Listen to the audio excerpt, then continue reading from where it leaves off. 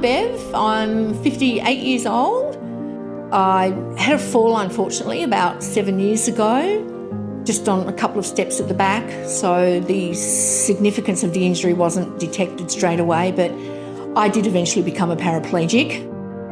One doctor told me don't get too down on yourself because we've still got a lot of work to do. Yet all of a sudden, 3 days later, they turn up with an ambulance trolley and inform me I'm going to a nursing home.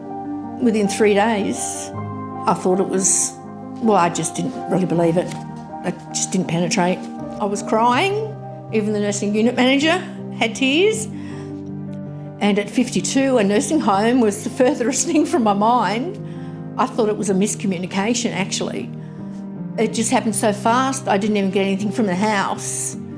I actually didn't even have any clothing, except for the clothing I came in with, and my daughter ran up a bag of clothes. In fact, when I first got there for the first 12, 18 months, I was pretty well suicidal. I'd been taken up to the hospital many times to be seen by mental health. I just wasn't coping with, the loss of all my independence physically anyway, and then being in a nursing home at 52. I used to joke and say to my kids, when I get to 90 and you can't handle me anymore, just shove me in a nursing home. I didn't want to put the burden on them. I didn't expect it at 52. They kept thinking I was depressed because I wouldn't come out of my room.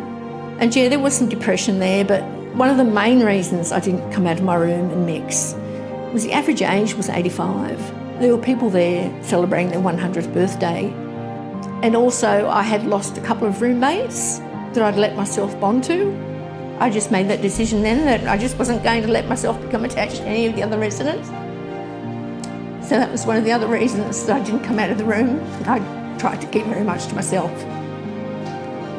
It wasn't depression, it was avoiding depression. They had me the wrong way.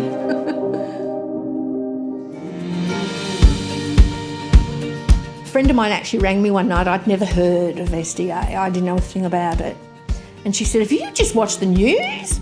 You know, Housing Plus are building these villas for people just in your similar situation. And I'd heard nothing about it. I was having a bit of trouble navigating through the whole NDIS idea, but I decided to get a support coordinator, Kristen from LiveBetter here, and she was absolute magic.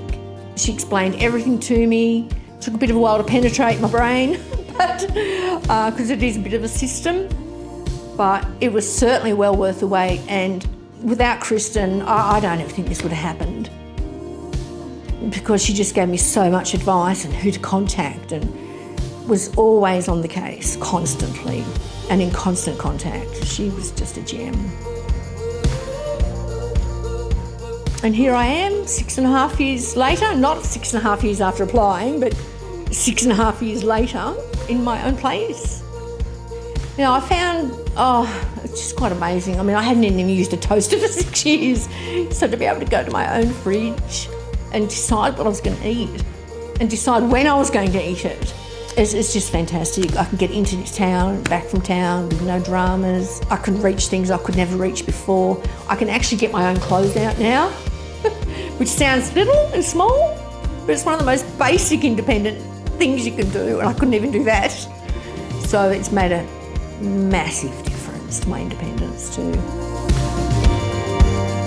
You need a support coordinator to tell you what's out there, because the NDIS are so much more than people realise. They can do so much more. I couldn't have navigated it really myself without a support coordinator, I don't think. So Kristen's been wonderful, and I needed a new wheelchair drastically. That was all I was really thinking of. I didn't realise the intensity of what I could achieve through the NDIS, no idea.